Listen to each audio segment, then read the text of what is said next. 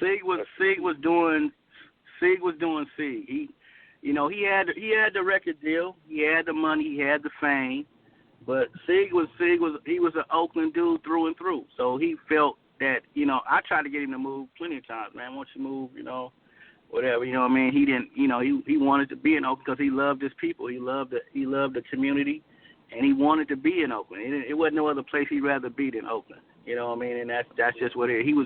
He was pimping and doing. He had like 8 holes on the track. He was out there doing what he was doing. He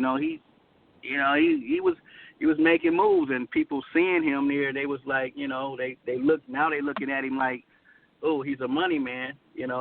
Let's take his money, or let's try to get at him. Like that, because they know he didn't leave the neighborhood. He didn't abandon Oakland.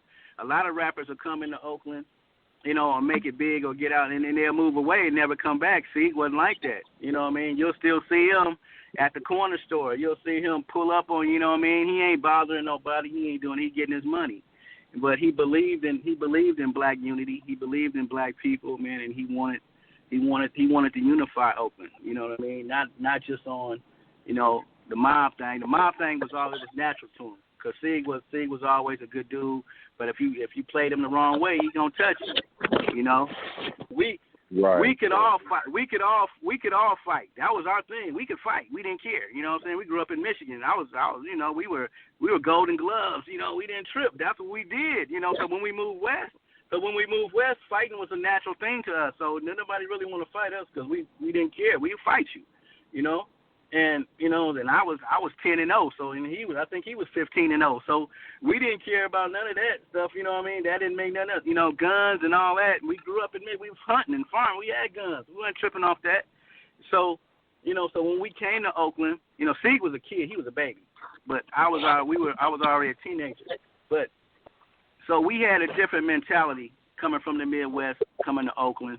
But at the same time, we had nothing but love for Oakland because it was a black city, man. We had black mayor, black garbage man, black congressman, black library, black police officers. Everything was black, And so that was a beautiful thing to us, because most of the other cities, man, white people are running everything. I ain't got nothing against white people. I'm not prejudiced, but I still love to see my people making it and having things just like they do. Of course. But, and Mexicans too. Mexicans and Asians, man, it don't matter to me, man. You know what I'm saying?